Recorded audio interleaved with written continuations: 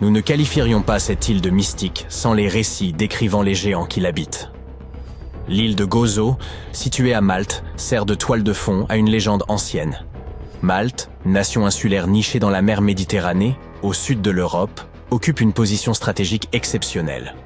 Au fil de son histoire, elle a été gouvernée par de nombreuses civilisations, parmi lesquelles les Phéniciens, les Grecs, les Romains et les Carthaginois.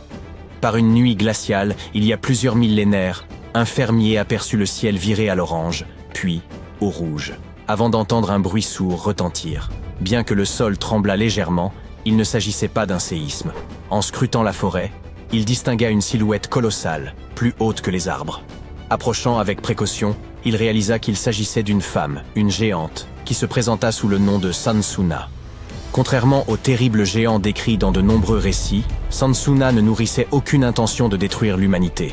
Bien au contraire, elle se montrait bienveillante et généreuse. Elle révéla aux fermiers que son peuple pouvait aider à défendre leurs terres contre les envahisseurs. Les habitants furent intrigués par cette proposition, d'autant plus que, située sur une route commerciale stratégique, Malte était fréquemment la cible d'invasions. La légende raconte que Sansuna s'installa à Malte et ne tarda pas à se mettre à l'œuvre. Mais son travail ne consistait pas en de simples tâches. Elle transportait des monolithes gigantesques sur son épaule pour édifier un temple monumental appelé Gantija, signifiant la tour des géants. Elle accomplissait cet exploit tout en portant, sur l'autre épaule, son enfant, mi-humain, mi-géant. Selon certains récits, Sansuna se nourrissait exclusivement de haricots et de miel, bien que d'autres substituent le miel par de l'eau. Ce qui prête à sourire, c'est que Malte, malgré sa modeste taille, 10e plus petit pays au monde, aurait été la terre d'accueil de géants. Allez comprendre. Le temple évoquait un immense jeu de Tetris, certaines pierres atteignant le poids impressionnant de 20 éléphants. Ces blocs monolithiques sont si massifs que les spécialistes estiment qu'il aurait fallu la force conjointe de 50 hommes pour en soulever un seul.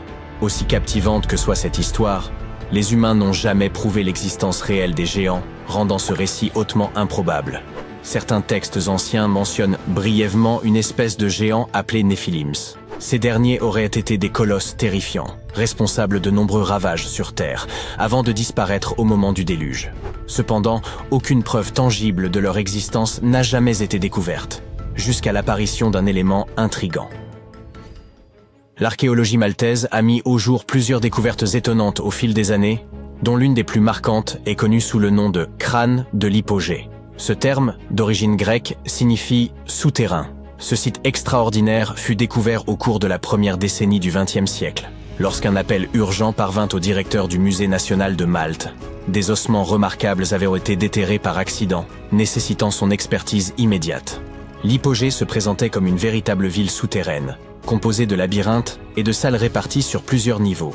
Ces structures avaient été taillées dans un calcaire similaire à celui utilisé pour les temples maltais situés en surface. L'hypogée regorgeait de précieuses reliques et d'artefacts inestimables. Les chercheurs ont rapidement établi que l'hypogée servait de lieu de dernier repos pour les habitants de l'époque.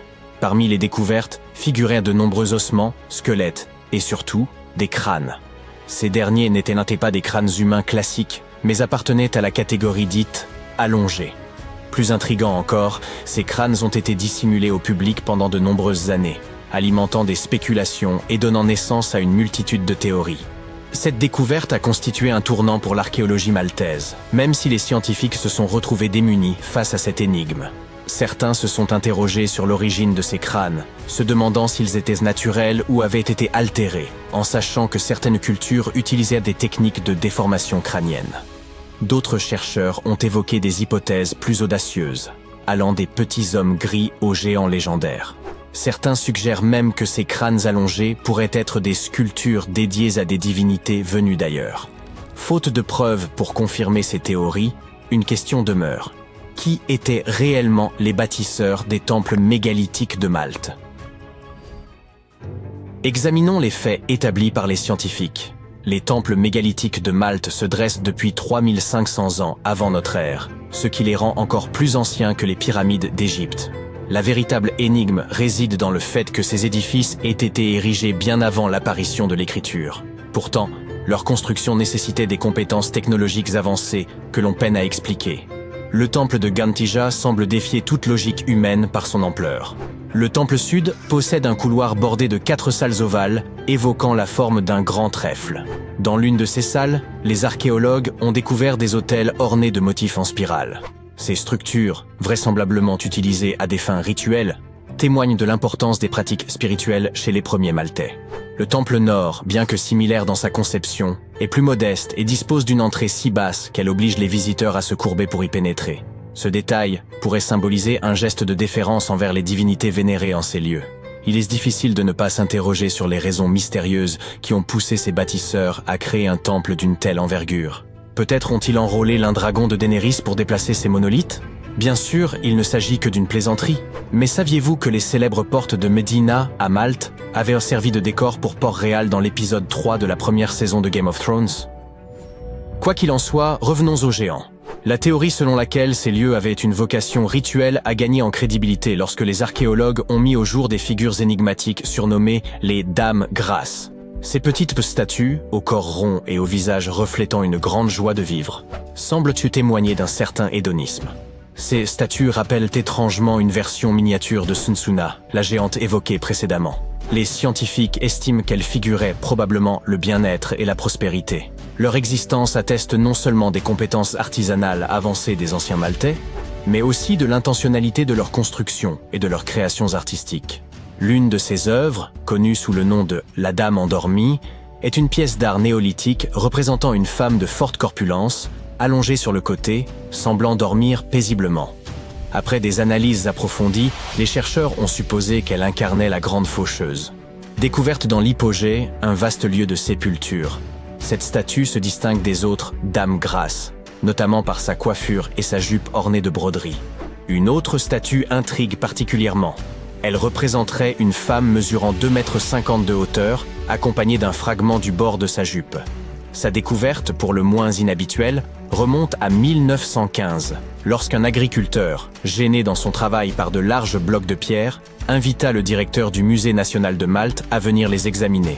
Pour certains, cette trouvaille constitue la preuve de l'existence de Sunsuna, tandis que d'autres restent sceptiques. Et ce n'est pas tout. L'endroit où cette statue gigantesque a été trouvée abritait l'un des sites archéologiques les plus impressionnants de Malte, les temples de Tarsiens. Construits à partir de blocs de calcaire, certains mesurent dans 6 mètres de haut et pèsent environ 20 tonnes. En poursuivant ces fouilles, le directeur du musée, un certain Zamit, découvrit plusieurs sites similaires, tous composés de pierres mégalithiques. Ces structures, attribuées à des agriculteurs de l'âge de pierre ayant vécu sur une île isolée de la Méditerranée il y a des milliers d'années, défient toute logique. Il suffit d'observer les temples de Mnajdra. Il pourrait y bien représenter le tout premier calendrier au monde.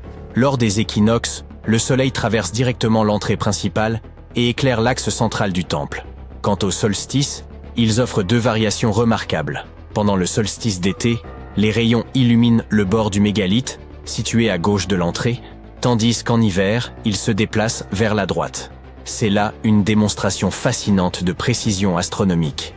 Et que dire des structures de halles tarsiens, déjà mentionnées? Ce complexe est considéré comme le plus ancien de tout Malte. Il a été édifié pour permettre des offrandes animales aux divinités. Une théorie confirmée par la découverte de nombreux ossements enfouis dans le sol. Les fouilles ont également révélé une riche collection de motifs en spirale, suggérant que les habitants utilisaient également cet espace pour des rituels religieux. Au total, Malte abrite 7 temples mégalithiques, chacun surpassant les autres en magnificence. Les archéologues poursuivent leurs recherches, espérant percer leur mystère, comme cela se fait encore pour les pyramides d'Égypte, les cités mayas disparues d'Amérique, ou d'autres sites énigmatiques à travers le monde.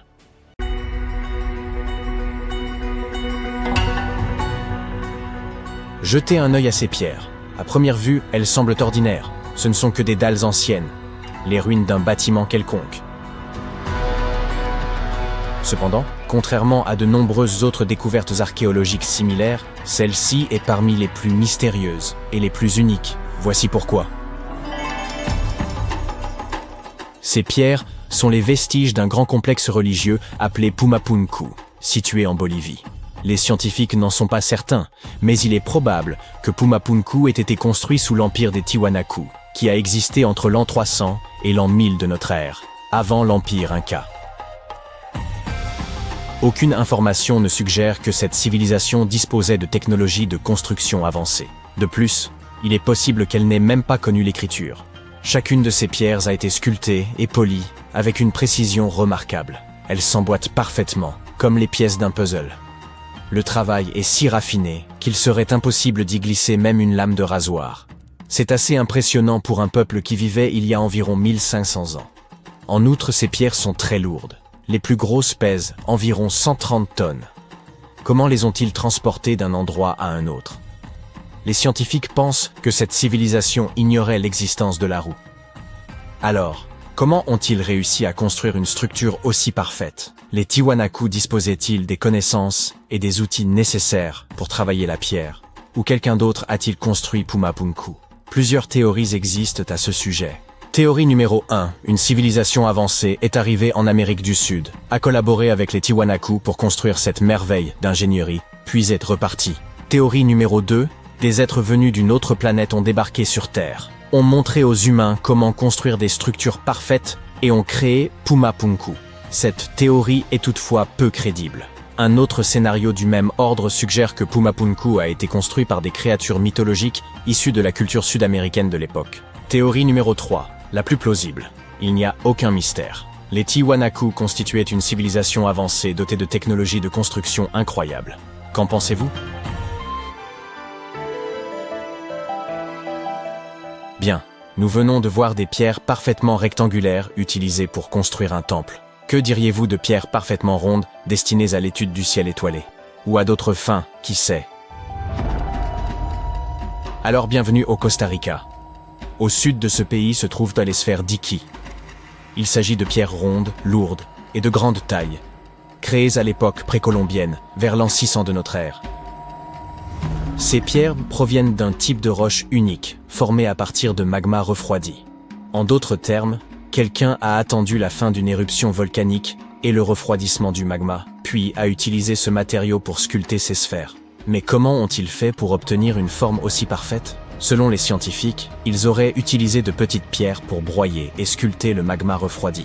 Certains spécialistes pensent que ces pierres étaient destinées à s'orienter, qu'elles servaient à indiquer leur chemin aux voyageurs. D'après une autre théorie, les sphères d'Ikis étaient utilisées pour l'astronomie. Personne ne connaît la vérité. Et nous ne l'apprendrons peut-être jamais, car tous ceux qui connaissaient le secret de ces pierres ont disparu à la suite de la conquête espagnole.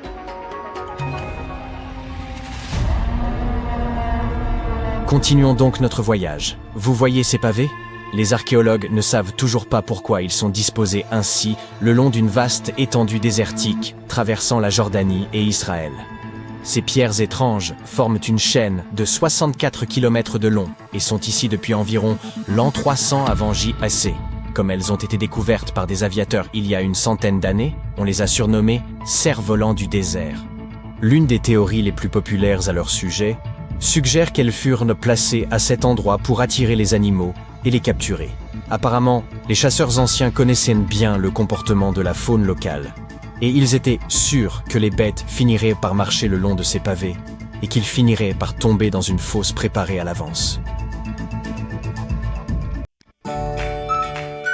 Des pierres rectangulaires et carrées parfaitement lisses, des pierres rondes, des pièges de pierre pour capturer des animaux, et encore de la peinture sur pierre.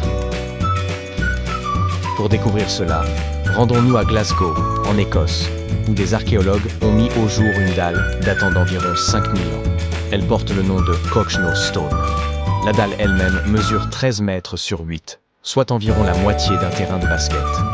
Et toute sa surface est recouverte d'étranges motifs tourbillonnants que les scientifiques qualifient de marques en coupe et en anneaux. Mais que signifie-t-il? Comme pour le reste, les scientifiques n'en sont pas encore certains.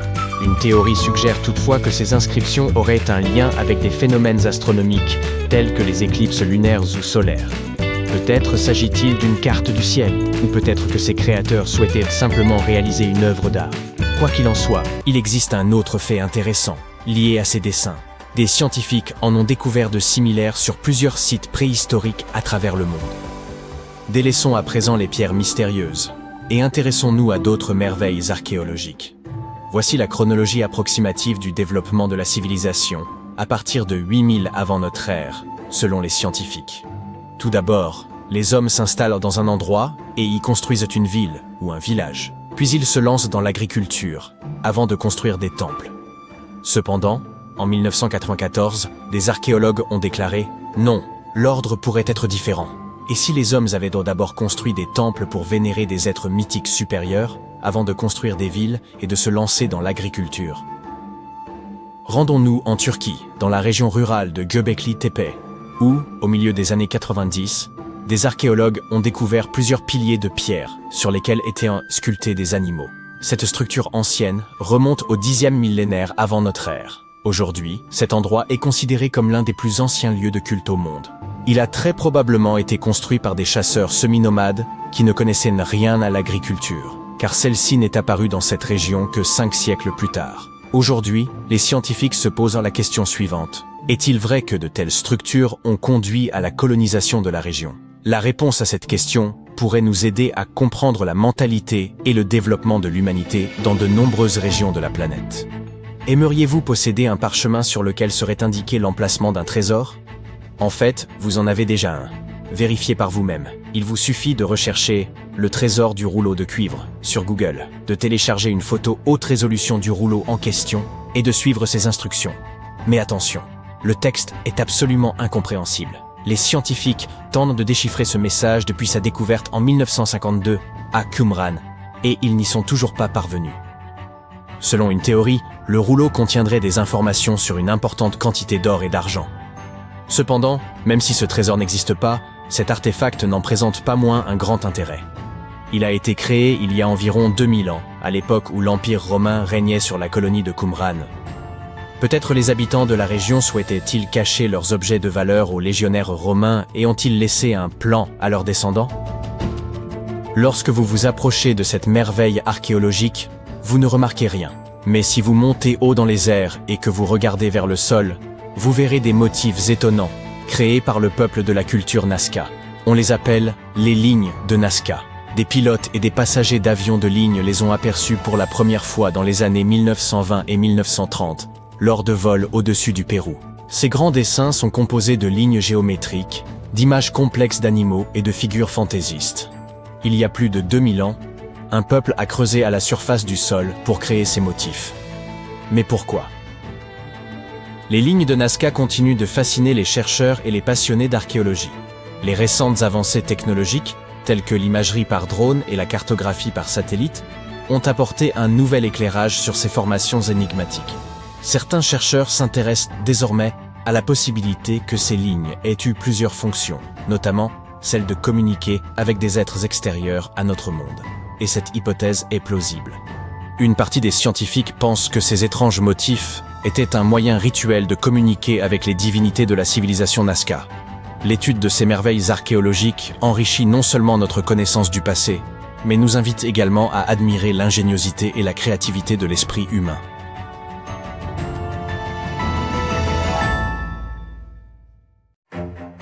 Vous connaissez Stonehenge sans aucun doute.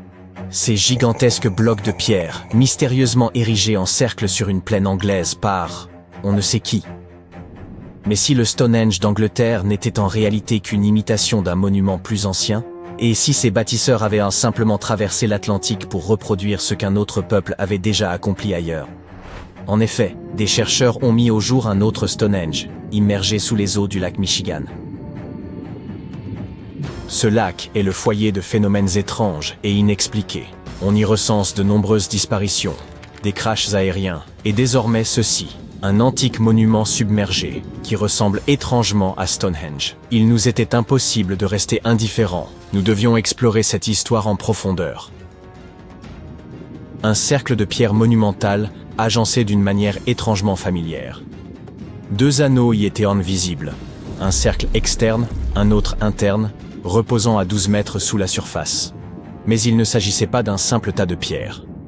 Elles avaient été disposées là de manière délibérée, par la main de l'homme. En poussant plus loin, les chercheurs ont réalisé qu'ils contemplaient une structure vieille de plus de 9000 ans. Songez-y un instant. Ce Stonehenge, englouti dans le lac Michigan, précède les pyramides d'Égypte. Il est même antérieur au Stonehenge britannique, d'environ 4 millénaires. Ces révélations suffisaient déjà a stupéfié les chercheurs de l'Université de Northwestern Michigan.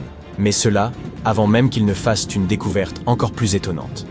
L'une des pierres présentait une gravure, un pétroglyphe discret mais net, représentant un mastodonte. Ces créatures, proches cousines de nos éléphants, ont disparu de la surface de la Terre il y a 10 000 ans. Par conséquent, ceux qui ont érigé ce Stonehenge subaquatique vivaient nécessairement à la même époque que ces animaux disparus. Cette découverte a suscité de nombreuses interrogations au sein de la communauté scientifique. Après tout, pourquoi aurait-on entrepris de disposer ces blocs de pierre au fond d'un lac? Pour commencer, les chercheurs estiment qu'à cette époque, le lac Michigan contenait beaucoup moins d'eau qu'aujourd'hui. Ensuite, il se pourrait que ce dispositif soit lié à des pratiques rituelles ancestrales des peuples autochtones. Un professeur de l'Université du Michigan a proposé une hypothèse intrigante. Selon lui, ces pierres auraient constitué une sorte de piège de chasse préhistorique. Il avance que les premiers chasseurs utilisaient cette formation circulaire comme un couloir de guidage afin de canaliser de grands animaux, tels que les mastodontes évoqués dans les gravures rupestres, vers une enceinte plus restreinte où ils devenaient plus faciles à abattre. Toutefois, cette théorie ne fait pas l'unanimité. D'autres estiment que ce cercle avait sans doute une signification plus spirituelle et symbolique. Pour les tribus locales, comme les Anishinaabe, les pierres ne sont pas de simples éléments minéraux. Elles sont des entités vivantes, porteuses d'une énergie sacrée, et incarnent un lien profond entre la terre et tous les êtres vivants. Un ancien de cette communauté a même déclaré que ces pierres étaient sacrées, disposées là par leurs ancêtres pour rendre hommage à la terre et aux créatures qu'elle abrite. Les scientifiques s'efforcent d'étudier cette structure rocheuse en profondeur, à environ 12 mètres. C'est là que réside le principal obstacle. Son immersion complique les recherches, d'autant qu'ils ne disposent pas des équipements les plus performants. Les outils classiques de l'archéologie s'avèrent peu adaptés à un environnement subaquatique. Toutefois, des technologies prometteuses, telles que la photogrammétrie stéréoscopique, qui permet de concevoir des modèles tridimensionnels d'un site, offrent aux chercheurs de nouveaux moyens d'analyse. Malgré cela, les investigations demeurent lentes et onéreuses, et nul ne sait quand ce mystère trouvera enfin réponse. Comme évoqué précédemment, le lac Michigan est un véritable foyer de phénomènes inexpliqués. Son lit est parsemé d'épaves, comme celle du Thomas Hume, une solide goélette américaine. Il recèle également des débris d'avions disparus de manière soudaine alors qu'ils survolèrent la zone, à l'image du vol 2501 de Northwest Airlines, qui s'est volatilisé dans les années 50. Certains désignent même cette région sous le nom de triangle du lac Michigan, évoquant la possibilité d'activités paranormales semblables à celles que l'on impute au célèbre triangle des Bermudes. Le lac s'étend sur plus de 57 000 km², ce qui correspond à près des 2/3 de la superficie de l'Irlande. En 2024, les scientifiques sont parvenus à accéder à un autre mystère enfoui dans les profondeurs du lac Michigan, l'épave de la goélette Margaret A. Muir. Ce voilier de 40 mètres avait sombré il y a plus de 130 ans. La découverte a été rendue publique tout récemment par la Wisconsin Underwater Archaeology Association, ou WIA, dont l'équipe a localisé l'épave à 15 mètres de profondeur, non loin du rivage d'Algoma, dans l'État du Wisconsin. Construite en 1872, le Margaret A. Muir était une goélette à 3 mâts, conçue pour acheminer des cargaisons lourdes à travers les grands lacs. Son dernier voyage avait débuté comme une simple traversée de routine. Chargée de sel en vrac, elle avait quitté Bay City, dans le Michigan, à destination de South Chicago, dans l'Illinois. Mais le 30 septembre 1893, le périple a tourné au drame. Alors que le Muir approchait la ville d'Annapolis, aujourd'hui connue sous le nom d'Algoma, une violente tempête s'est brusquement levée. Le navire a rapidement commencé à prendre l'eau. Le capitaine a donné l'ordre à son équipage de l'abandonner et, heureusement, tous ont réussi à regagner la rive sains et saufs. Durant plus d'un siècle, l'épave est demeurée intacte au fond du lac, son emplacement demeurant inconnu. Mais grâce à une combinaison de recherches historiques et à l'utilisation de sonars haute résolution, les chercheurs ont fini par localiser l'épave en mai de l'année dernière. Elle est remarquablement préservée, certaines sections du pont et de l'équipement étant encore visibles. Un peu plus à l'ouest, au fond du lac Mendota, près de Madison, dans le Wisconsin, des chercheurs ont mis au jour une autre découverte spectaculaire. Ils y ont trouvé 11 canoës anciens.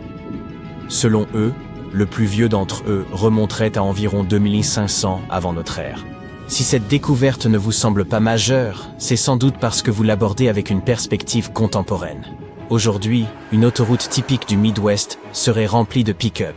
À l'époque, en revanche, seuls des canoës sillonnèrent la région. Ils constituaient le principal moyen de transport des cultures autochtones, utilisés aussi bien pour la pêche en eau profonde que pour le commerce et les trajets de longue distance. Ce qui a tant enthousiasmé les scientifiques, c'est qu'ils n'avaient encore jamais trouvé de preuves concrètes de l'usage des canoës dans cette région à l'époque. Et pour comprendre les cultures locales ayant occupé ces terres durant cette période, il leur fallait absolument obtenir des données sur leurs moyens de déplacement et d'échange. Cette découverte enthousiasmante a été rendue publique en mai 2024 par la Société historique du Wisconsin. Le premier canoë, que les chercheurs estiment vieux d'environ 1200 ans, a été extrait du lac en 2021. Un second a été mis au jour l'année suivante. Et à présent, des plongeurs ont repéré au moins 11 autres embarcations le long de ce qui fut jadis une ancienne rive, aujourd'hui totalement submergée. Une théorie suggère que ces canoës auraient été volontairement immergés pour éviter qu'ils ne gèlent ou ne se déforment durant l'hiver. Il se pourrait qu'on les ait entreposés au même endroit pendant plusieurs générations. Ou bien que ce site ne représente qu'une partie d'un peuplement bien plus vaste.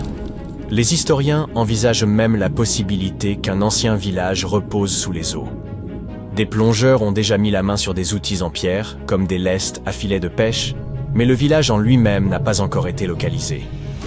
En réalité, même si les grands lacs accaparent souvent toute la lumière, les scientifiques rappellent que des lacs plus modestes, comme Mendota, ont aussi leur lot de récits.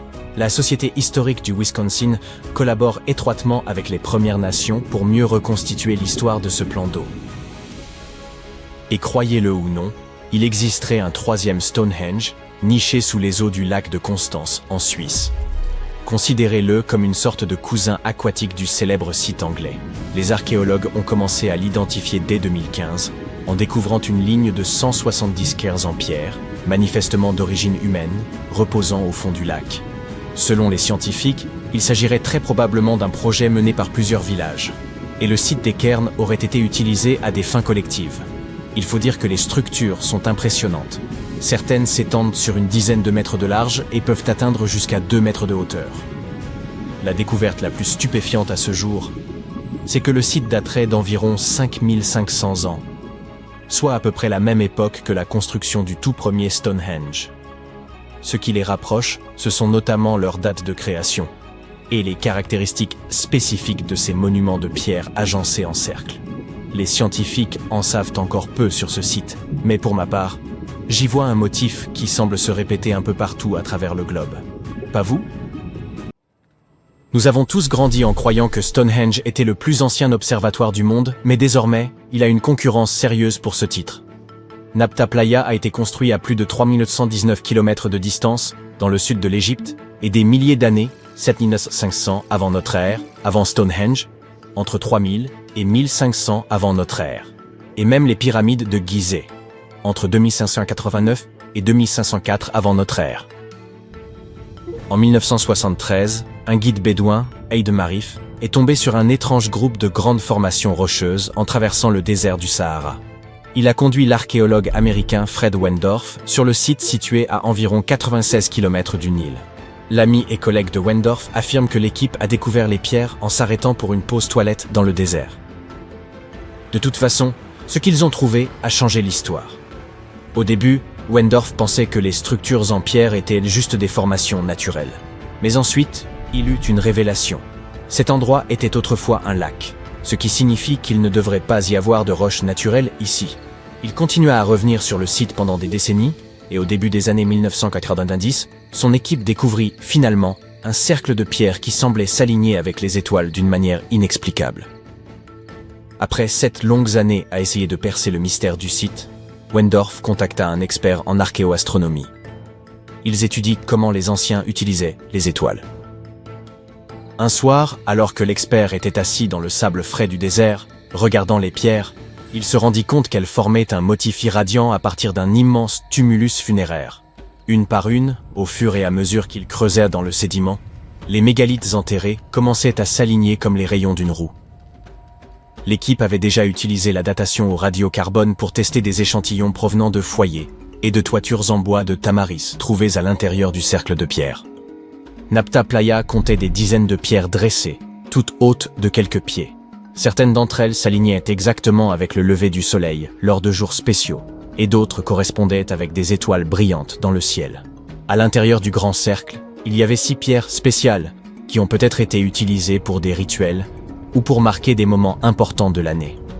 Autour d'elles, 29 pierres dressées pourraient avoir fonctionné comme un calendrier simple pour aider les gens à savoir quand il était temps pour quelque chose d'important, comme le solstice d'été, le jour le plus long de l'année.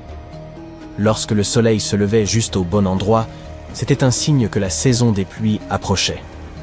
Le cercle de pierre était autrefois aligné avec les étoiles les plus brillantes du ciel septentrional, Arcturus, Sirius et Alpha du Centaure. Certaines pierres pointaient même vers la constellation d'Orion.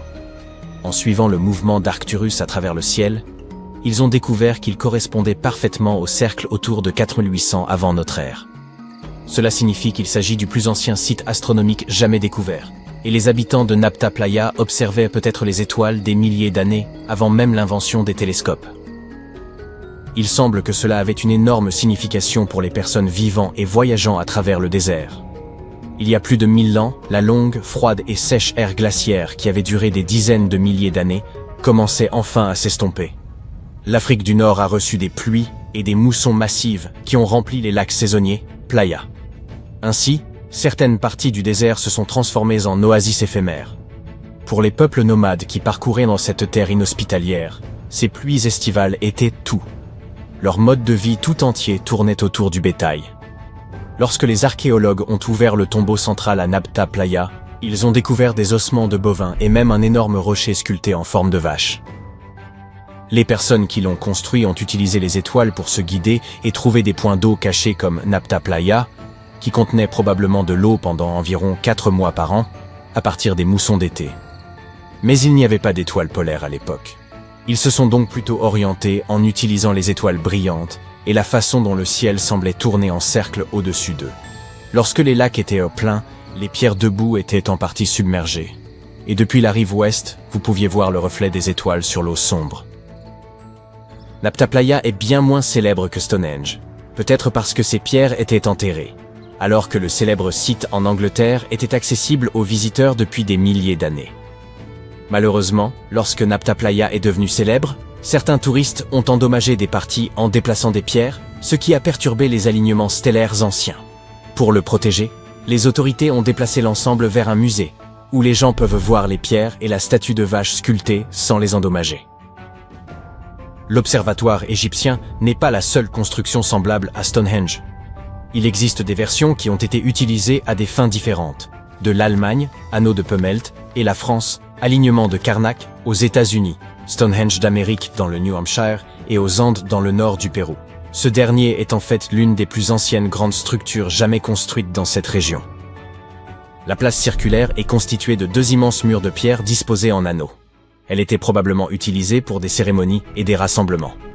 Les scientifiques ont effectué une datation au carbone et ont estimé son âge à environ 4750 ans, ce qui signifie qu'elle a été construite avant les grandes pyramides d'Égypte et Stonehenge. La place comportait 2 entrées et une couche spéciale d'argile, de terre, de gravier et de charbon de bois en dessous. Elle a été soigneusement planifiée et construite. Les archéologues ont également trouvé des pièces en céramique, des cristaux de quartz et des pierres précieuses sur le site, ce qui montre qu'il s'agissait certainement d'un lieu spécial. Des gens l'ont visité pendant des siècles, mais à un moment donné, vers 500-200 avant Jésus-Christ, il a été fermé, probablement en raison de l'évolution des croyances et des traditions. La découverte la plus récente, février 2025, est celle des vestiges d'un grand cercle de bois datant approximativement de la même époque et ayant des parallèles avec Stonehenge, tout en haut au Danemark.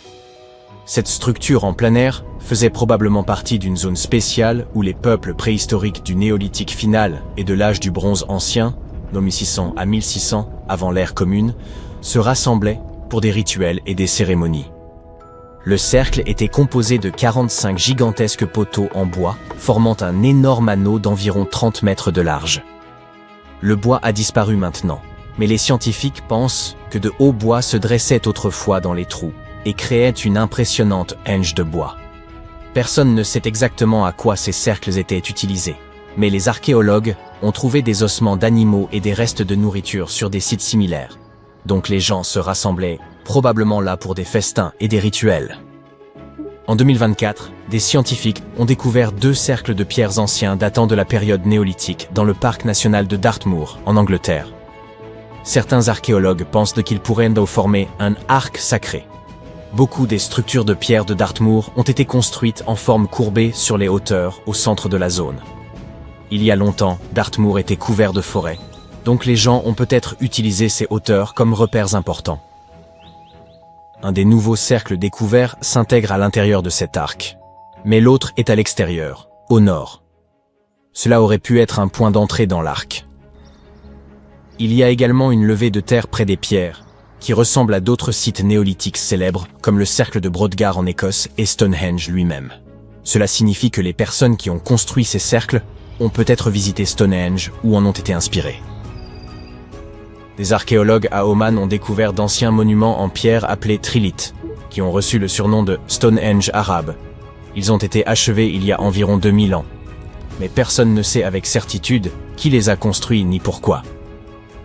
Les scientifiques ont également trouvé des haches en pierre extrêmement anciennes, âgées de 3000 à 1,3 million d'années, datant de l'époque où les premiers humains ont quitté l'Afrique. Sur un autre site, Nafun, au centre d'Oman, des archéologues ont découvert une tombe néolithique datant d'environ 5000 à 4600 avant notre ère. Il y a 2 chambres contenant les ossements de dizaines de personnes sous une gigantesque structure mégalithique. À proximité, ils ont également découvert des gravures rupestres réalisées par des personnes qui ont vécu dans la région de 5000 avant notre ère à 1000 de notre ère. Et puis, il y a un autre sosie de Stonehenge, cette fois en Arabie Saoudite, qui a été utilisé comme complexe d'appartements il y a des milliers d'années. Des archéologues ont découvert un total de 345 cercles de pierre, en examinant des photos aériennes d'un champ de lave. Chaque cercle mesure entre 4 et 8 mètres de large et possède au moins une grande pierre dressée au centre. Ces structures conservent encore des vestiges de murs de pierre et de portes. Les cercles de pierre comme Stonehenge sont souvent associés à des cérémonies et des rituels. Mais les scientifiques disent que de nombreuses maisons anciennes étaient en réalité construites en forme ronde et que les maisons rectangulaires ne sont devenues courantes que bien plus tard dans l'histoire. Comment se fait-il que le monde parle encore d'une statue qui n'a existé que pendant 54 ans, il y a plus de 2000 ans? En quoi cette impressionnante construction antique était-elle si unique pour que nous en discutions encore aujourd'hui? Je vais bien sûr parler du colosse de Rhodes. On le considère comme l'une des 7 merveilles du monde antique, avec la grande pyramide de Gizeh et les jardins de Babylone. Cette statue millénaire est enveloppée de nombreux mystères. Mais examinons d'abord certains faits, d'accord? Ce que nous savons, c'est que les habitants de Rhodes ont entrepris cet immense projet après la fin du siège macédonien de leur île. En d'autres termes, c'était une façon pour eux d'honorer les puissances divines et de célébrer leur victoire. Utilisant en grande partie des matériaux abandonnés par les Macédoniens, ils ont commencé la construction du colosse, qui aurait duré environ 12 ans. Selon la plupart des descriptions contemporaines de la statue, elle mesurait à peu près 32 mètres de haut. À titre de comparaison, c'est à peu près la taille de la Statue de la Liberté qui mesure 46 mètres. Cela pourra te sembler peu. La Statue de la Liberté est actuellement classée 52e statue la plus haute du monde. La championne demeure la Statue de l'Unité en Inde, qui se dresse fièrement à une hauteur stupéfiante de 182 mètres. Mais dans l'Antiquité, c'était un véritable exploit. Mais la hauteur est-elle la seule similitude entre le colosse de Rhodes et la Statue de la Liberté? Eh non. Les Américains surnomment leur statue le colosse moderne. Car les 2 monuments ont été pensés comme des symboles de libération. Il y a même une plaque à l'intérieur du piédestal de la statue new-yorkaise où l'on peut lire le premier vers de ce sonnet. Le nouveau colosse, non pas comme le géant d'airain de la renommée grecque. La construction de cette colossale statue antique a nécessité énormément de bronze. Certains documents anciens indiquent même qu'il a fallu en utiliser entre 12 et 13 tonnes. Même pour les temps modernes, c'est beaucoup. Et à l'époque, on parlait d'une opération impliquant toute l'industrie mondiale du bronze.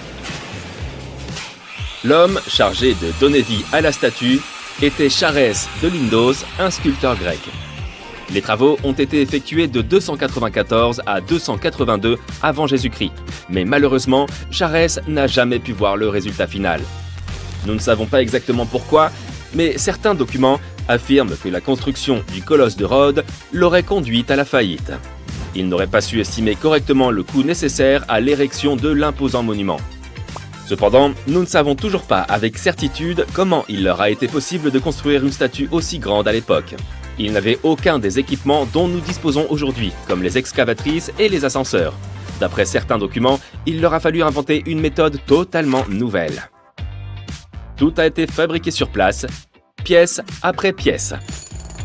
Apparemment, ils auraient divisé la statue en plusieurs sections, et commencé par les pieds. Une fois chaque partie terminée, d'énormes monticules de terre étaient placés tout autour afin que les ouvriers puissent travailler sur la section suivante. Cependant, ces informations ont été recueillies plus de 100 ans après la construction du colosse. Il est donc possible de douter de leur exactitude.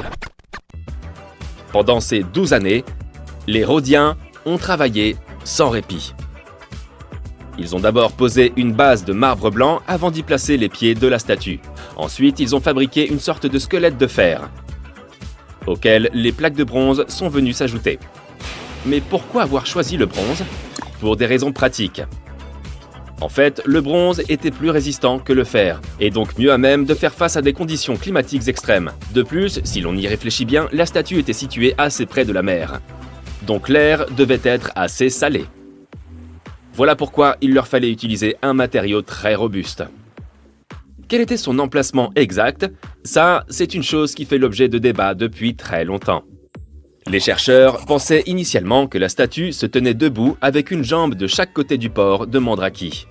L'un des nombreux ports de la cité de Rhodes, en gros, elle chevauchait en quelque sorte l'entrée de l'île. Aussi magnifique que cela puisse paraître, il est fort probable que ce ne soit là qu'une légende. Tout d'abord, il aurait fallu pour cela fermer le port pendant toute la durée de la construction. Ce qui ne semble pas correspondre à ce que l'on trouve dans la plupart des documents. De plus, lors de sa chute, la statue serait venue complètement bloquer le port, ce qui, encore une fois, ne semble être mentionné nulle part. Selon les représentations les plus récentes, le colosse se trouvait très probablement sur le côté est du port de Mandraki, ou peut-être même plus loin dans les terres. Alors, qu'est-il arrivé à cette impressionnante structure ? N'en reste-t-il vraiment rien aujourd'hui ? Et pourquoi n'a-t-elle tenu que 54 ans alors qu'il a fallu si longtemps pour la construire et qu'elle était si importante pour les habitants ? C'est simple, un tremblement de terre a causé la chute du colosse de Rhodes, tant admiré des Grecs de l'époque. On raconte qu'en raison du séisme, la statue s'est brisée au niveau des genoux et s'est retrouvée couchée sur le sol. Néanmoins, on a continué à venir l'admirer pendant des siècles. Les habitants de Rhodes ne voulaient pas reconstruire le monument car ils considéraient sa chute comme un signe du destin. Au milieu du 7e siècle, ce qui restait de la statue a fini d'être déblayé. D'après la légende, il aurait fallu près de 900 chameaux pour transporter tout ce bronze effondré. Et à quoi ressemblait donc la statue ? Cela aussi est entouré de mystères. Le colosse était un symbole de la fierté et de l'indépendance des habitants de l'île. Mais son image ne figurait pas sur la monnaie locale, bien qu'une telle chose soit courante à l'époque. Certains historiens de l'art pensent cependant que le colosse avait des similitudes avec d'autres représentations du même personnage mythique, une figure masculine avec des rayons de lumière autour de la tête. La position de ses mains est encore sujette à débat. Certains disent même qu'il est possible qu'il ait tenu une torche. Nous ne savons pas non plus si ses bras étaient positionnés le long de son corps ou si sa main droite était levée, comme c'est le cas dans de nombreuses représentations mythologiques de l'Antiquité grecque. Nous ne pouvons pas non plus admirer l'original, mais certaines personnes ont le projet de reconstruire le colosse. Un groupe d'architectes européens entend construire une version 21e siècle de l'ancienne statue. Cette nouvelle construction doit s'élever à une hauteur de 152 mètres. Elle servira de centre culturel et de phare. Pour s'assurer qu'elle ne finisse pas comme son ancêtre, les concepteurs ont l'intention d'utiliser toutes les technologies disponibles aujourd'hui. Tout d'abord, il prévoit de recouvrir tout l'extérieur de ce colosse moderne de panneaux solaires, afin que l'énorme monument dispose de suffisamment d'électricité. Il compte aussi utiliser les techniques les plus modernes pour que les tremblements de terre et les tempêtes n'affectent pas, comme ce fut le cas autrefois, l'impressionnante structure. Pour ce faire, ils construiront donc la statue selon une configuration en trépied. Aux 2 pieds viendra s'ajouter un pilier de soutien caché dans une écharpe, allant du bras de la statue jusqu'au sol. Il prévoit également de placer un lourd support en acier autour de la base afin de faire contrepoids à l'ensemble. Ils ont même pensé à un système de suspension qui permettrait à la statue de se balancer d'avant en arrière, la rendant ainsi un peu plus flexible et par suite capable de résister aux diverses conditions météorologiques. Les coûts de ce projet sont cependant assez élevés. Environ 283 millions de dollars. Les partisans du colosse moderne sont optimistes, car ils sont certains de pouvoir réunir cette somme impressionnante grâce au financement participatif et aux investissements privés. Depuis que Platon a créé l'allégorie de l'Atlantide, l'humanité est fascinée par la possibilité de découvrir un jour une civilisation sous-marine florissante. Tu veux te joindre à nous pour visiter quelques sites sous-marins historiques? Voyons ce que nous pouvons comprendre de ces civilisations anciennes. Le premier sur notre liste est ce qu'on appelle le Stonehenge sous-marin. Les chercheurs ont récemment découvert un mystérieux amas de cairns qui s'étendent sur des kilomètres sous les eaux miroitantes du lac de Constance, aux frontières de la Suisse, de l'Allemagne et de l'Autriche. Les archéologues ont commencé à fouiller ce site en 2015 et ne sont pas encore parvenus à cerner sa fonction précise. Ce qu'ils savent, c'est qu'il se trouve là 170 cairns de pierre fabriqués par l'homme s'étendant sur 20 km sous le lac. Les chercheurs affirment que c'est très probablement le fruit du travail combiné de plusieurs villages. Ce site fut probablement utilisé dans un but collectif. Ces formations sont énormes, certaines d'entre elles faisant plusieurs mètres de large. La découverte la plus étonnante jusqu'à présent est que ce site daterait d'il y a environ 5500 ans. Maintenant, que faisions-nous, nous les humains, à cette époque? Eh bien, nous vivions les meilleures années de ce que l'on appelle l'âge de pierre. Nous commencions à fabriquer des outils rudimentaires et à les utiliser pour chasser et manger. Peux-tu imaginer à quoi pouvaient ressembler tes couverts à l'époque? Ce n'est pas une coïncidence si les scientifiques surnomment ce site le Stonehenge sous-marin. On pense que les 2 sites ont été érigés à peu près à la même époque. Vois-tu, Stonehenge date d'environ 3100 ans avant notre ère. Les 2 sites présentent la caractéristique commune d'être tous 2 des monuments de pierre construits en cercle, sans parler du fait que les scientifiques n'ont pas non plus déterminé en quoi nos premiers ancêtres auraient pu ressentir le besoin de construire de telles structures. Le mystère du lac de Constance n'a pas encore été résolu. Qui étaient les habitants néolithiques de cette région? Et dans quel but ont-ils déployé autant de travail et d'efforts pour construire cet immense site fait de roches? Ensuite, nous t'emmenons faire un tour dans les îles Ryukyu, juste au large des côtes japonaises. Tu plonges dans les profondeurs de ce site archéologique, mais je dois te prévenir, les eaux de l'océan Pacifique sont loin d'être calmes. Il ne te faut pas longtemps avant d'apercevoir une immense structure, grâce à la lumière du soleil, qui éclaire les fonds marins. Au début, cela ressemble aux ruines du Machu Picchu qui se trouve à l'autre bout du globe, au Pérou.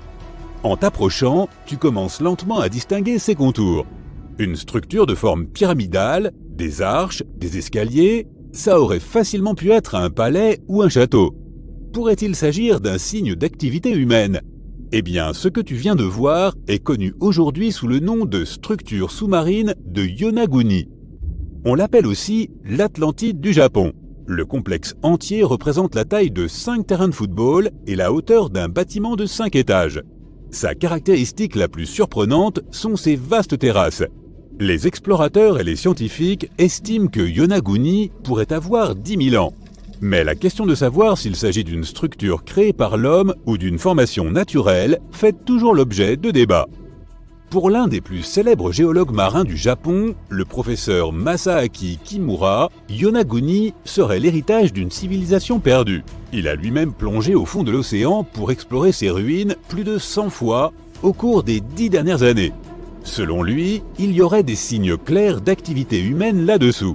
Sur la surface de cette structure, il y a une cavité de forme triangulaire qui est une caractéristique des fontaines de la région. Une tortue géante est aussi sculptée sur le côté est de la structure. Et selon Kimura, de pareilles tortues ont une signification culturelle importante. Plusieurs fragments d'outils en pierre ont été retrouvés sur le site et leur âge est estimé à environ 10 000 ans. Cependant, tous les scientifiques ne soutiennent pas cette théorie. Pour beaucoup, Yonaguni est le résultat de milliers d'années d'érosion. Le fait que le monument soit composé d'un seul rocher massif les pousse à croire qu'il ne serait pas d'origine humaine. Ses bords parfaitement définis et ses surfaces planes ressemblent à une formation naturelle d'Irlande du Nord, connue sous le nom de chaussée des géants. Les colonnes de basalte ont beau ressembler aux ruines d'un palais, elles seraient en fait le résultat de l'activité volcanique de la région. Maintenant, tu t'envoles pour la Grèce à 4 heures d'Athènes. Pour être précis, tu te trouves dans la péninsule du Péloponnèse. Tu dépoussières un vieux tuba et pars pour une excursion de plongée par une journée ensoleillée. Après un certain temps passé dans l'eau, tu commences à remarquer des motifs sur le fond marin. À 4 mètres sous la surface, les restes d'objets familiers commencent à apparaître un à un. Alors que tu continues de nager, ce qui semble être le contour d'une ville entière émerge devant tes yeux. Tu te demandes comment l'eau a pu engloutir toute la ville. Ces rochers sont parfaitement alignés dans ce qui semble être les fondations d'un bâtiment. Il s'agit de Pavlopétrie, une ville antique dont tu n'avais sûrement jamais entendu parler. Elle a été découverte par Nicolas Fleming, un océanographe britannique, alors qu'il était en vacances en Grèce. Il avait entendu des rumeurs concernant l'existence de Pavlopétrie et, en effet, a découvert plusieurs artefacts gisant sur les fonds marins. Il est retourné dans la région 1 an plus tard avec une équipe. Ils ont alors mis à jour un site rempli de tessons de poterie, d'amphores et d'outils. Cette pierre de cairn, par exemple, était un outil servant à moudre le grain. Les multiples amphores indiquent que ce peuplement date du commencement de l'âge de bronze, il y a 5500 ans, lorsque les gens ont commencé à s'établir dans des villes. On pense que celle-ci aurait existé pendant plus de 2400 ans. Aujourd'hui, Pavlopétrie est considérée comme la plus ancienne ville submergée jamais découverte. Et ce qui est impressionnant, c'est que ce n'était pas qu'un simple village. C'était une cité portuaire dynamique, avec des bâtiments de pierre, un marché, des rues et même des places. La prochaine étape de notre voyage est l'une des villes sous-marines les plus célèbres et qui a été transformée en parc archéologique. La ville de Port-Royal, en Jamaïque, n'existe plus que sous la surface. Mais en 1692, c'était l'un des comptoirs les plus riches de l'hémisphère ouest. Port-Royal était le centre de l'empire colonial britannique à l'époque et un important port d'attache qui attirait des gens de toute la région. C'était aussi le foyer des véritables pirates des Caraïbes. Le matin du 7 juin 1692, les habitants de Port-Royal ont connu un sort différent de tout ce qu'ils avaient pu prévoir. La ville s'est réveillée en tremblant. Les gens ont été jetés hors de leur lit par la puissance d'un terrible tremblement de terre d'une magnitude de 7,5 sur l'échelle de Richter. Un survivant a raconté qu'il avait vu la terre se fendre et engloutir toute la ville. Ce qu'il a dit pourrait être vrai, car elle était principalement construite sur du sable. Le sol aurait avalé les bâtiments, les routes, les infrastructures, tout en somme. Des geysers sont entrés en éruption et, pour finir, des vagues aussi grandes que des immeubles de 10 étages se sont abattus sur la ville. Environ 13 hectares de la cité ont disparu sous les eaux. Étonnamment, la plupart de ces vestiges du XVIIe siècle sont encore en bon état sous 12 mètres d'eau. Les archéologues ont retrouvé des tavernes, des entrepôts, des cuisines et des établissements de loisirs divers et variés. Tu peux aussi y voir une grande statue de lion, un pont submergé et de nombreuses arches pittoresques. Bien sûr, nous avons gardé le meilleur pour la fin, l'Inde. Juste au large de ses côtes se trouve une autre merveille engloutie. Un site connu sous le nom de Cité perdue de Cambay se trouve dans le golfe du même nom. Elle est restée cachée jusqu'en 2001, lorsque l'Institut national des technologies océaniques a entrepris de cartographier ses eaux. Grâce à la technologie sonar, qui envoie des ondes sonores contre les fonds marins, ils ont découvert une chose qui reposait loin en dessous de la surface. L'imagerie a révélé des formes géométriques bien définies, réparties sur une étendue de 8 km. Ces vestiges dateraient de plus de 9500 ans, ce qui signifie que cette civilisation a été engloutie aux environs de la fin de l'ère glaciaire. Les débris récupérés sur ce site comprenaient des matériaux de construction, des poteries, des perles, des structures et même des ossements. Les scientifiques débattent encore pour savoir si ces artefacts proviennent bel et bien du site même. Mais si tel était le cas, alors la cité perdue de Cambrai pourrait être l'une des plus anciennes cités au monde. Au XIIe et XIIIe siècle, Bologne présentait un aspect évoquant celui du Manhattan contemporain. Bien que le nombre exact de tours, comparables à des gratte-ciel, reste inconnu, on estime qu'il dépassait probablement la centaine. La plus haute atteignait une hauteur similaire à celle de Big Ben, soit 97 mètres.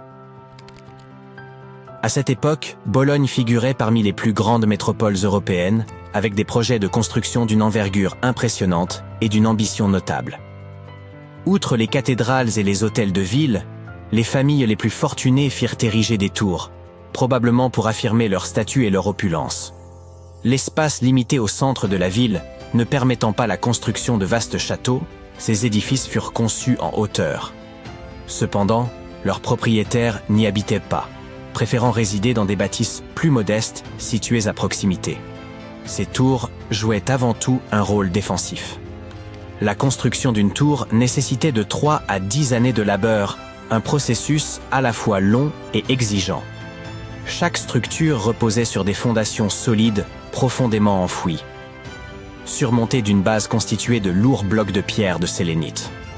Plus la tour s'élevait, plus ses parois s'affinaient et s'allégeaient. Au XIIIe siècle, bon nombre de ces tours furent démolies, tandis que d'autres s'effondrèrent naturellement. Certaines furent ensuite reconverties en tours de garde, en commerce ou en immeubles résidentiels. Aujourd'hui, seules 22 de ces tours subsistent au cœur de Bologne. Parmi elles, 2 sont devenues des symboles emblématiques de la ville, mentionnés dans tous les guides touristiques. Une autre révélation historique étonnante en provenance d'Italie concerne les gladiateurs. Ils n'étaient pas exclusivement masculins. Les gladiatrices, bien que rares, existaient bel et bien et des preuves attestent que plusieurs femmes prirent part aux jeux du cirque. Dans les textes anciens, ces combattantes étaient appelées des ludiae ou mulieres, mais certainement pas des dames. Certains chercheurs en déduisent qu'elles appartenaient majoritairement à la classe plébéienne. Le terme de gladiatrix n'existait pas dans l'Antiquité. Il a été inventé au XIXe siècle. Les femmes qui choisissaient de devenir gladiatrices semblaient motivées par une aspiration à l'indépendance et à la reconnaissance, par l'appât du gain, voire à l'épongement de leurs dettes. Il est probable qu'elles recevaient des honneurs comparables à ceux des gladiateurs masculins. Mais une telle situation défiait les normes de la société romaine, ainsi que la conception des rôles attribués aux femmes. Au 1er siècle, le Sénat romain adopta une loi interdisant aux femmes libres de moins de 20 ans de participer aux Jeux. Et en l'an 200, l'empereur Septime Sévère interdit à toutes les femmes de se produire dans l'arène, craignant sans doute qu'elles ne souhaitent concourir aux Jeux olympiques. Une telle éventualité aurait profondément perturbé l'ordre social établi. Les ananas étaient autrefois considérés en Grande-Bretagne comme l'équivalent des sacs et des montres de luxe, un symbole de richesse et de prestige. On peut encore en admirer des représentations sculptées, notamment au sommet des tours occidentales de la cathédrale Saint-Paul, l'un des monuments les plus emblématiques de Londres. Les explorateurs de retour des Amériques faisaient l'éloge des ananas avec tant d'enthousiasme que tout le monde rêvait de goûter ce roi des fruits.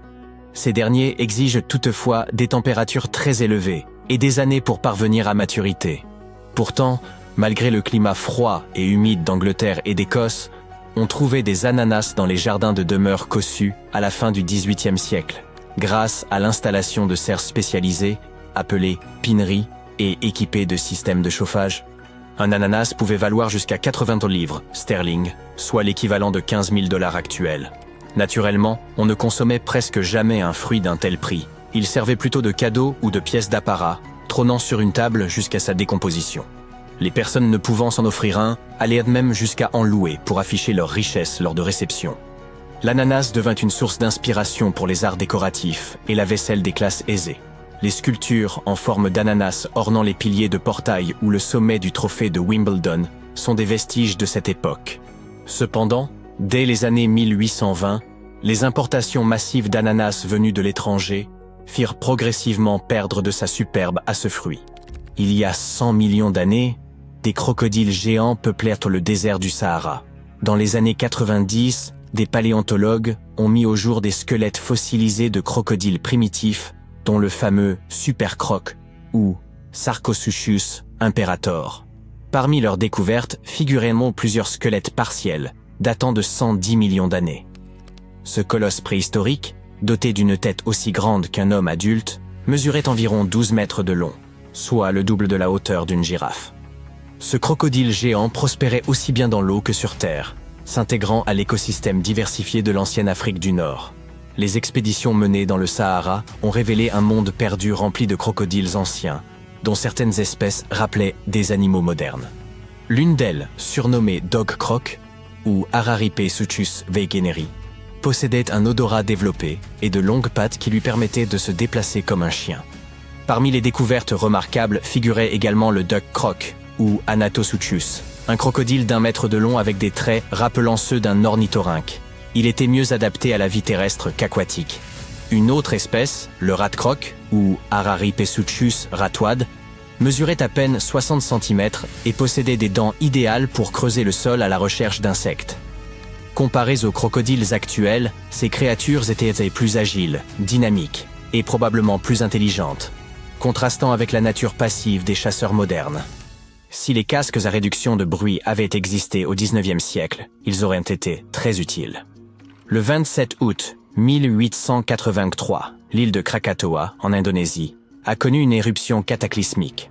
Cet événement a produit ce qui est considéré comme le son le plus puissant jamais enregistré. Lorsque le Krakatoa s'est effondré, il a déclenché des tsunamis dont les vagues atteignaient 50 mètres, qui ont voyagé jusqu'à l'Afrique du Sud. Cette île volcanique inhabitée n'avait pas connu d'éruption depuis 2 siècles avant ce jour tragique. L'explosion a causé la mort de plus de 30 000 personnes et engendré d'intenses variations de pression atmosphérique perçues sous forme sonore. Un baromètre situé dans une usine à gaz, à 160 km de là, a mesuré un niveau de 172 décibels. Un être humain moyen peut tolérer jusqu'à 130 décibels sans subir de dommages graves. La pression acoustique générée par l'éruption a donc perforé les tympans des marins à bord du Norham Castle, un navire britannique se trouvant à 60 km du Krakatoa. Cette onde a fait plusieurs fois le tour de la planète, et le bruit, comparable à celui de tirs de canon, était encore audible à 5000 km de distance. La fin du 19e siècle fut marquée par une pléthore de moustaches imposantes. Mais il y avait un problème. Il était très difficile de profiter d'une tasse de thé avec ce type de pilosité. La chaleur du thé faisait fondre la cire, entraînant l'affaissement des extrémités de la moustache. Les gentlemen de l'époque durent affronter cet inconvénient jusqu'à ce qu'apparaisse une solution ingénieuse. La tasse à moustache. Harvey Adams, un potier britannique, est probablement à l'origine de l'invention de la tasse à moustache dans les années 1870. Il a breveté un rebord intérieur en forme de papillon, muni d'un trou permettant de boire sans se tremper la moustache. Cette innovation a rapidement séduit, au Royaume-Uni tout d'abord, avant de conquérir le reste de l'Europe. Aux États-Unis, ces tasses étaient vendues dans des enseignes comme Sears et Marshall Fields, aujourd'hui intégrées à la filière Macy's. Elles étaient disponibles en divers formats et styles. Certaines, appelées tasses de fermier, pouvaient contenir jusqu'à une pinte de thé. D'autres étaient de petites pièces délicates en porcelaine, parfois en forme de coquillage ou frappées du nom de leur propriétaire. Elles étaient souvent accompagnées de soucoupes assorties. Lord Byron, l'un des plus grands poètes britanniques, possédait un véritable zoo personnel composé de nombreux chiens, chats et d'une collection d'animaux exotiques. Parmi eux se trouvaient un singe, un crocodile, un renard, des ponts, un ours et plusieurs blaireaux. Lorsque Byron étudiait au Trinity College de Cambridge, une règle interdisait la présence de chiens sur le campus. Cette interdiction l'irrita profondément et il décida d'en faire fi. Byron choisit donc un animal inhabituel, un ours apprivoisé. Les autorités du collège tentèrent de l'en dissuader, mais comme aucun règlement ne mentionnait explicitement les ours, elles ne purent l'en empêcher. Byron promenait son ours en laisse, lui parlait, et alla jusqu'à envisager de l'inscrire en tant qu'étudiant. L'origine exacte de cet ours demeure inconnue, mais ce qui est certain, c'est qu'à son départ de Cambridge, Byron emmena son compagnon à Londres pour intégrer son domaine.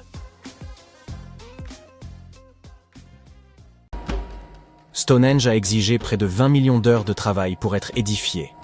À titre de comparaison, Un individu lambda ne vit guère au-delà de 700 000 heures. Voici Jack, l'un des tout premiers bâtisseurs de Stonehenge. Supposons que Jack ait atteint l'âge de 80 ans, hypothèse hautement improbable, mais qui simplifie nos calculs.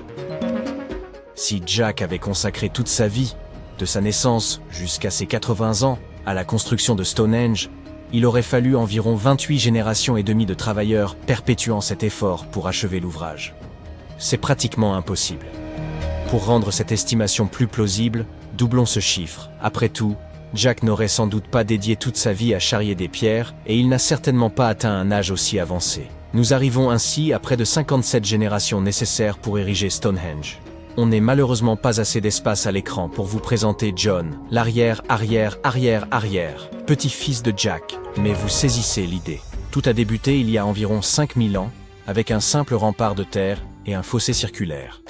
Puis, aux alentours de 2600 avant notre ère, les bâtisseurs ont remplacé cette structure primitive par une configuration plus élaborée de rondins de bois et ont acheminé depuis le pays de Galles quelques 80 blocs de dolérite, qu'ils ont réagencés au moins 3 fois. Quelques siècles plus tard, ils ont ajouté ces impressionnantes pierres de Sarcène d'environ 25 tonnes chacune.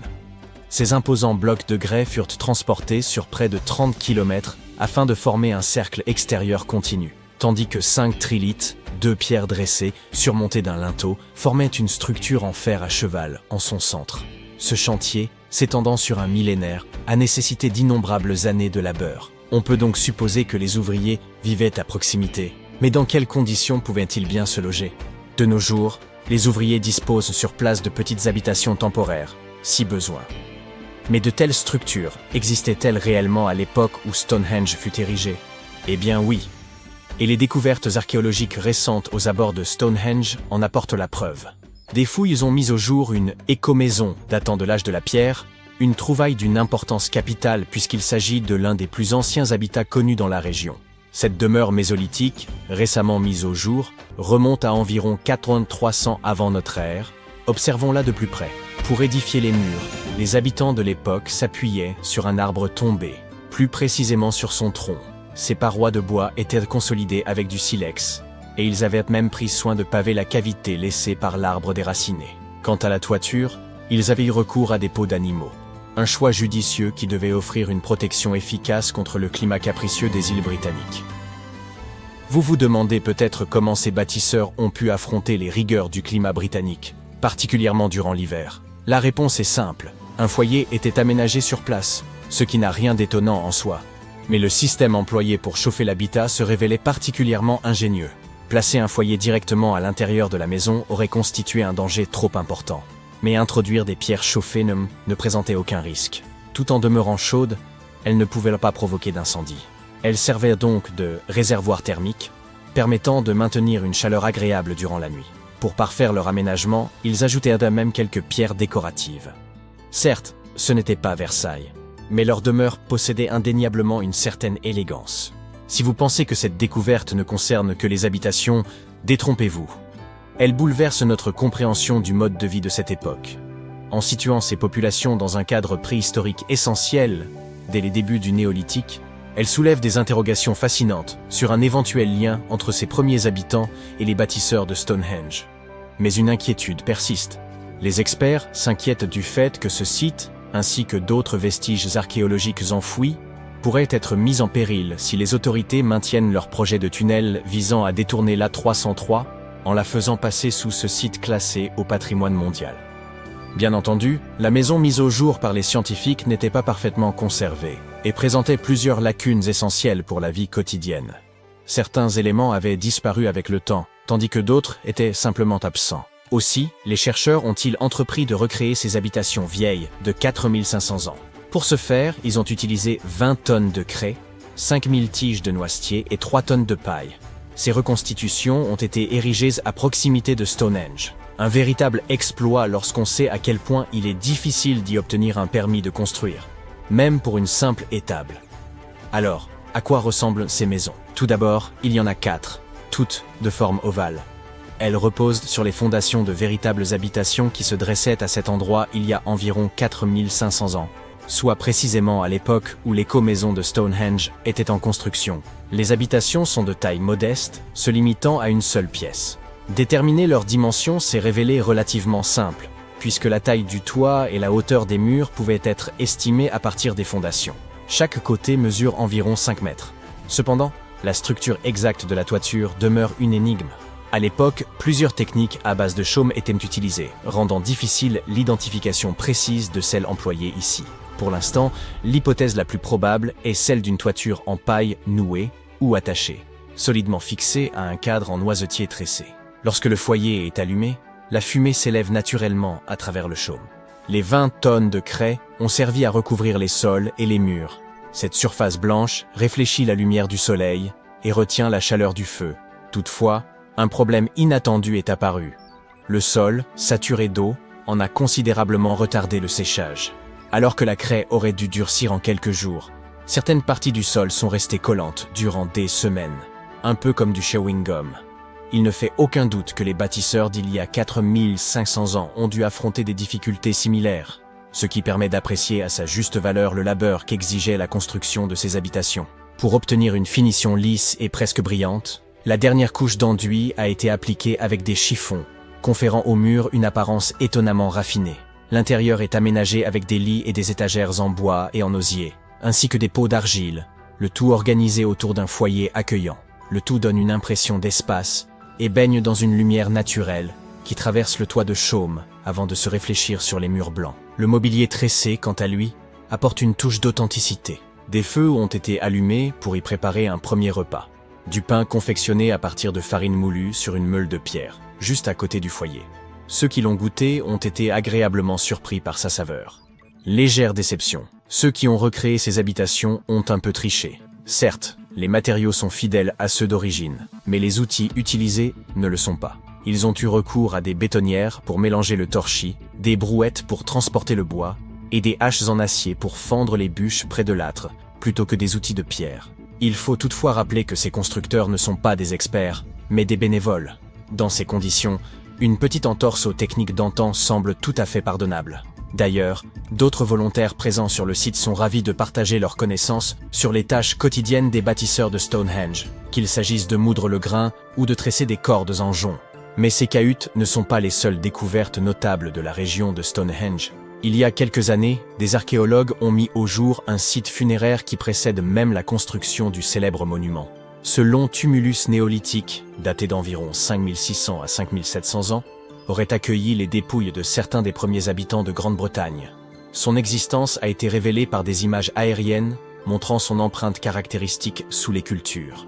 La plaine de Salisbury regorge d'anciens vestiges, comprenant Stonehenge, divers tumulus et autres monuments. Épargnée par les bouleversements au fil des siècles, elle a su préserver une quantité remarquable de structures préhistoriques. Cette découverte illustre par ailleurs une transition majeure dans le mode de vie humain, marquant le passage du nomadisme à une sédentarisation fondée sur l'agriculture et l'élevage. Un mode de vie qui fait écho à celui reconstitué dans l'éco-maison. Le tumulus en question s'étend sur environ 26 mètres de long et 20 mètres de large. Bien que l'érosion et l'agriculture aient fait disparaître une grande partie de sa structure émergée. Si ces caractéristiques sont similaires à celles d'autres sépultures de la région, il pourrait renfermer les restes de 30 à 50 individus, ainsi que des crânes de vaches, dont l'importance pour ces communautés anciennes ne fait aucun doute. La structure de Richat est une formation gigantesque au milieu du Sahara et qui ressemble à s'y méprendre à une vaste cible de fléchettes. Elle est si grande que l'on peut la voir de l'espace. Même la CIA s'y est intéressée à elle. En 1965, ils avaient prévu de la survoler, à la recherche d'anomalies géomagnétiques. Les résultats sont toujours classifiés aujourd'hui. Peut-être que les rumeurs sont vraies, et que cet endroit est vraiment la cité perdue de l'Atlantide. On suppose que l'Atlantide aurait coulé sous les vagues. Mais de récentes découvertes nous orientent dans une direction différente. C'est une histoire ancienne qui remonte très loin dans le temps, et Platon a été le premier à la mentionner. Le lieu avait une végétation luxuriante et une structure singulière.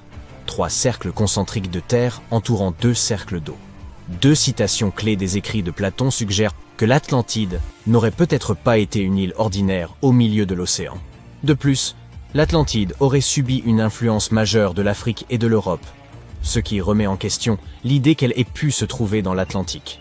Il s'avère que l'œil du Sahara et l'Atlantide se ressemblent.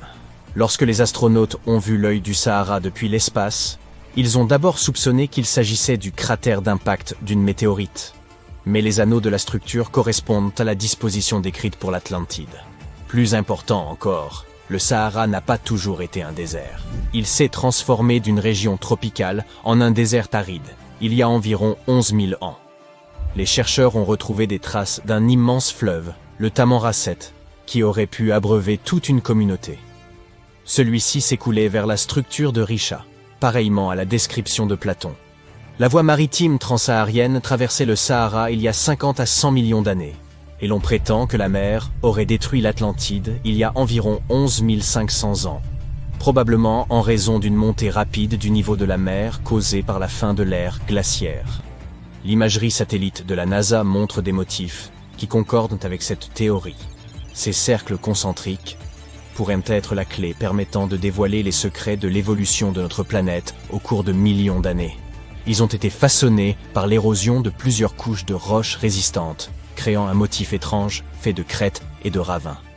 Le pic principal se dresse fièrement à 400 mètres de haut. La partie centrale a subi une transformation significative due à l'érosion, développant une structure circulaire avec un pic élevé. Contrairement au cratère d'impact, l'œil du Sahara présente une symétrie et un équilibre frappants. Certains affirment que cela résulterait du soulèvement des roches, sculptées par le vent et l'eau. D'autres pensent qu'il s'agirait d'un ancien anticlinal, érodé jusqu'à révéler cette forme concentrique. Ensuite, il y a la théorie du dôme de sel, suggérant que c'est la flottabilité du sel qui aurait sculpté cette merveille. Les techniques de datation ont prouvé qu'elle s'était formée il y a 252 à 541 millions d'années, à plus ou moins 1 million d'années près. D'anciens artefacts sont éparpillés autour des anneaux extérieurs de la structure, près du lit du fleuve asséché.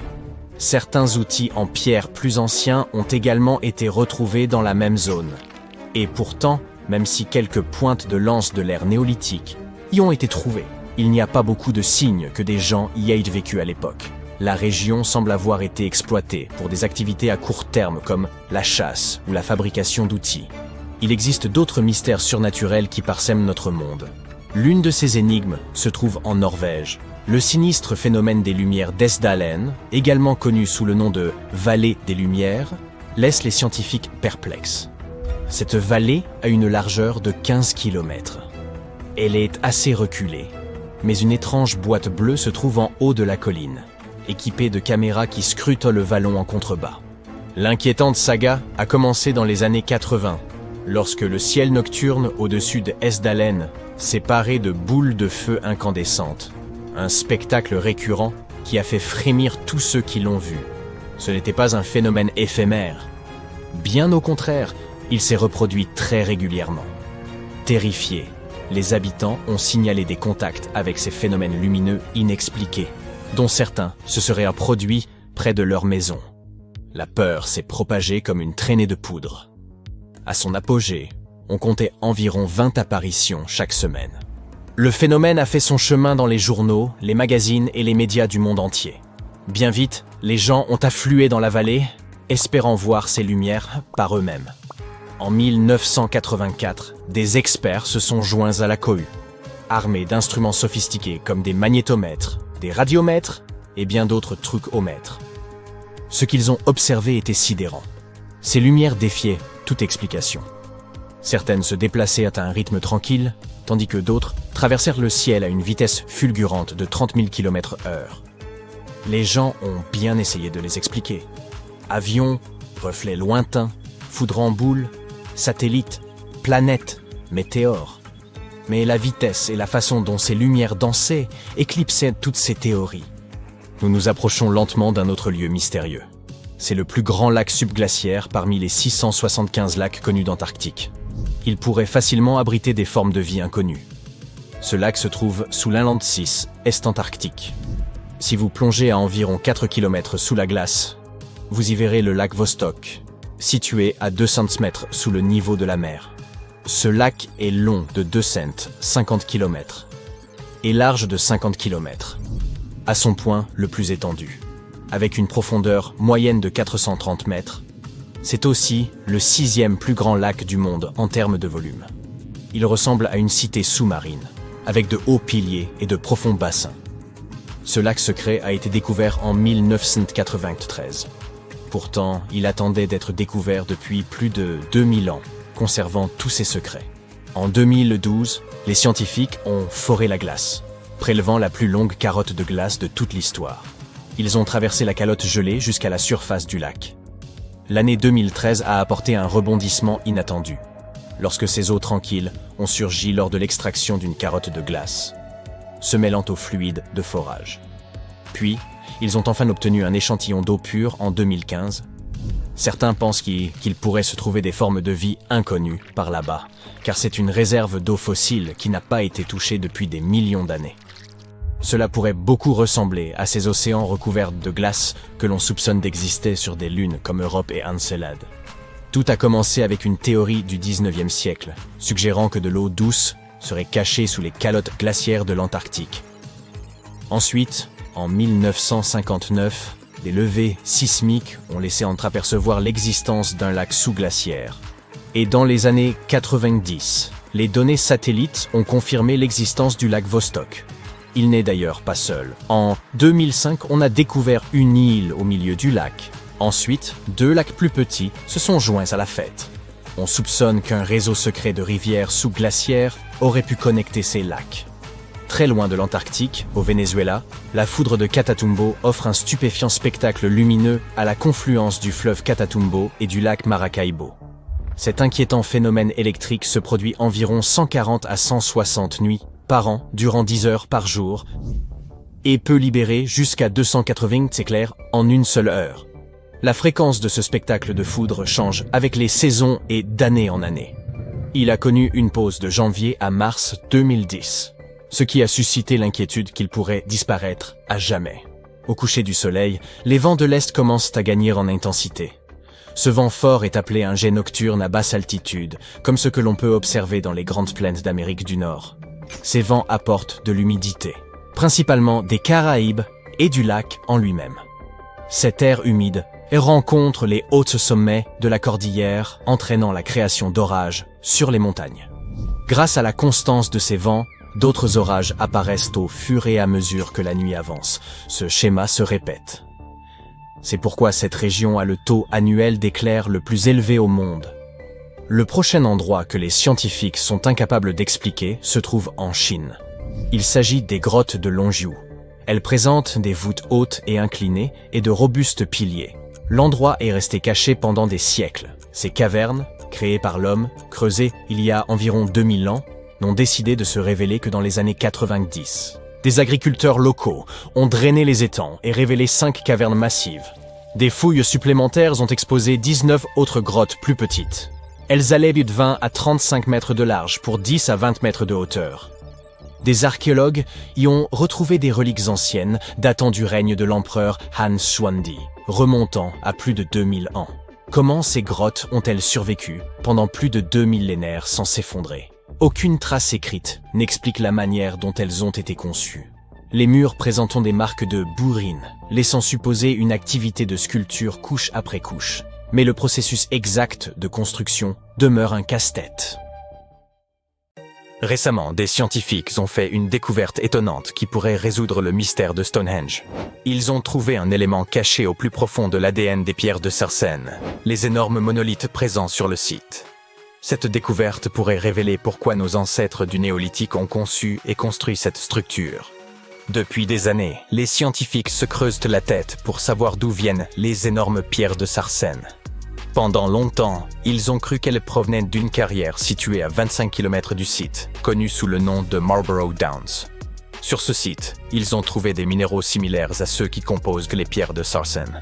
Mais en réalité, les choses sont plus complexes qu'on ne le pensait. Notre compréhension de la construction de Stonehenge est en constante évolution. Les scientifiques doivent littéralement remonter le temps pour percer ces mystères. D'où viennent les pierres? Comment ont-elles été transportées? Pourquoi le site a-t-il été construit? Le site de Stonehenge, situé dans la plaine de Salisbury en Angleterre, est constitué de 2 grands types de pierres. Il y a les pierres de Sarsen, très lourdes, et les pierres bleues, plus petites et plus légères. Les pierres de Sarsen pèsent chacune environ 25 tonnes. Cela équivaut à 3 éléphants d'Afrique. La pierre de Sarsen la plus lourde, appelée Hillstone, pèse à elle seule 30 tonnes. Ensemble, les pierres de Sarsen forment le cercle extérieur de la structure. À l'intérieur de ce cercle, vous trouverez les pierres bleues. Leur nom est peut-être un peu trompeur, car elles ne sont pas vraiment bleues. Elles ont une teinte bleutée lorsqu'elles viennent d'être cassées, d'où leur nom. Ces petites pierres proviennent probablement des collines de Presley, dans le sud-ouest du pays de Galles, à environ 240 km de Stonehenge. Elles sont un peu plus légères que les pierres de Sarsen, mais restent assez lourdes. La pierre de l'autel, classée parmi les pierres bleues, est la plus lourde d'entre elles, avec un poids d'environ 6 tonnes. Son emplacement d'origine n'est pas encore connu. Pour déterminer l'origine d'une pierre, les scientifiques doivent d'abord étudier sa composition. Pour cela, ils vérifient l'ADN de la roche. Ensuite, ils recoupent la structure de la pierre avec les minéraux présents dans le sol pour voir s'il y a concordance. La plupart des pierres de Sarsen que nous voyons dans le sud de l'Angleterre sont en fait constituées d'un type de grès connu sous le nom de silcrète. Il s'agit d'un sable durci par les eaux souterraines pendant des millions d'années. Ce processus est principalement produit au cours d'une période appelée le Paléogène, il y a quelques 65 à 23 millions d'années. Ces pierres de Sarsen ne se sont pas formées en une seule grande plaque, mais par parcelles, comme si la nature avait créé de petits jardins de pierres un peu partout. Les scientifiques expliquent que les pierres de Sarsen se sont répandues de manière aléatoire, souvent dans des zones isolées. Au fil du temps, nombre d'entre elles ont été enfouies sous des couches d'argile et de craie, ce qui a contribué à leur préservation. Lorsque les bâtisseurs de l'Antiquité se sont mis en quête de matériaux, ces pierres leur ont probablement semblé parfaites pour la construction d'une structure aussi impressionnante que Stonehenge. En fait, on a utilisé des pierres de Sarsen dans toutes sortes d'ouvrages, des villas romaines aux églises médiévales en passant par les bordures de routes et les murs de culture. On pourrait dire que ces pierres étaient le matériau de prédilection des bâtisseurs de l'Antiquité et qu'elles ont continué à être populaires même à l'époque moderne. Ce fait a amené les scientifiques à se demander si toutes les pierres de Sarsen, utilisées pour construire Stonehenge, ne provenaient pas du même endroit. Ils ont identifié des sites dans tout le Royaume-Uni, dans des régions telles que l'Oxfordshire et le Kent. Après des centaines d'années d'études, les géologues disposent enfin du type de technologie appropriée pour déterminer l'origine des pierres. J'aimerais pouvoir vous dire qu'il s'agit d'un lieu tenu secret, très éloigné du site. Mais il s'est avéré que les pierres de Sarsen proviennent en réalité de West Woods, une forêt située tout près de Stonehenge. Un nouveau facteur est entré en jeu lorsque des fouilles ont mis au jour des trous de pierre, indiquant qu'au moins 6 piliers de pierre bleue avaient été retirés dans les collines de Preseli, sur le site de Waunmain, au cours de la préhistoire. Il y avait là un cercle de pierre, et l'on pense que certaines des roches de Stonehenge ont été récupérées dans ce cercle plus ancien. Si cela est vrai, il se pourrait que Stonehenge fasse partie d'un ensemble beaucoup plus vaste de sites anciens. Si c'est bien le cas, Stonehenge ne serait que la cerise sur le gâteau d'un projet de plus grande envergure. Un peu comme la pièce maîtresse d'un paysage de monuments, de monticules, de cercles de pierre et d'autres choses très impressionnantes. C'est la raison pour laquelle les scientifiques veulent absolument savoir d'où viennent les pierres. Cela pourrait permettre de comprendre pourquoi et comment Stonehenge a été construit. Stonehenge n'est pas apparu du jour au lendemain. Il a été construit en plusieurs étapes sur des centaines d'années. Il ne s'agissait probablement pas de l'œuvre d'une seule personne, mais d'un grand projet communautaire qui a évolué au fil du temps. Chaque génération de bâtisseurs a apporté ses propres idées, créant une structure qui allait durer des siècles. La première étape remonte à environ 3100 ans avant notre ère. Un fossé circulaire a été creusé et quelques pierres bleues ont été installées, formant une sorte d'anneau de départ. Plus tard, ils ont ajouté les pierres de Sarsen et ont même surmonté certaines d'entre elles de pierres horizontales afin de former ces fameuses arches que vous voyez aujourd'hui, ce qu'on appelle les trilithes. Ces bâtisseurs de l'Antiquité avaient bien des défis à relever. Comment déplaçaient-ils les pierres? Une vieille théorie, connue sous le nom de route de glace, suggère que les pierres ont été déplacées sur des chemins naturels et glacés au cours de plusieurs hivers. Ils auraient ainsi simplement fait glisser les pierres jusqu'à Stonehenge. Mais nous parlons là d'une distance de plus de 160 km, c'est donc assez invraisemblable. Quoi qu'il en soit, cette théorie a été démentie, parce qu'il faisait plus chaud à l'époque qu'aujourd'hui. Il y a aussi la théorie de la rivière. Les pierres auraient été transportées par voie d'eau depuis leur lieu d'extraction jusqu'au site. Mais les pierres de Sarsen sont beaucoup trop lourdes pour cela. Cette théorie a donc également été abandonnée. En clair, personne ne sait comment les pierres ont été déplacées. Les recherches menées à Stonehenge ont dévoilé un autre élément scientifique intéressant. Un récent examen au laser des pierres a révélé les différentes méthodes de travail utilisées et montré que certaines parties du monument étaient plus soigneusement ouvragées que d'autres. En particulier, le côté nord-est et les faces internes des trilithes centraux ont été minutieusement taillés. Pour information, un trilithe est une structure composée de 3 pierres. 2 énormes monolithes sont surmontés d'un troisième qui les relie entre eux. En grec, ce mot signifie simplement « qui a 3 pierres ». Quoi qu'il en soit, la grande question, et la raison pour laquelle Stonehenge est si célèbre, est de savoir pourquoi il a été construit en premier lieu. Les théories vont bon train, et certaines semblent tout droit sorties d'une série de science-fiction. Voici un bref aperçu des idées les plus populaires.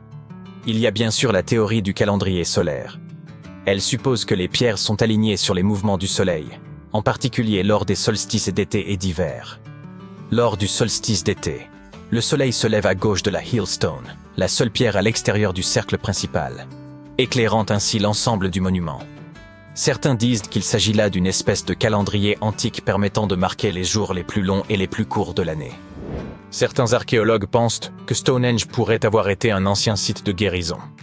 Des morceaux de pierre bleue portent des traces de burin, probablement faites par des gens qui croyaient qu'elles pouvaient guérir des maladies. Selon une théorie, les gens venaient à Stonehenge de tous les coins du pays dans l'espoir d'y trouver un remède à leurs maux. Certains pensent que Stonehenge était un lieu très populaire, un endroit où les gens se rassemblaient. Certaines preuves suggèrent que des communautés très éloignées les unes des autres se retrouvaient à Stonehenge pour des célébrations, des festins et des cérémonies. Un examen des ossements trouvés à proximité montre que les gens parcouraient parfois des centaines de kilomètres pour se rassembler sur ce site.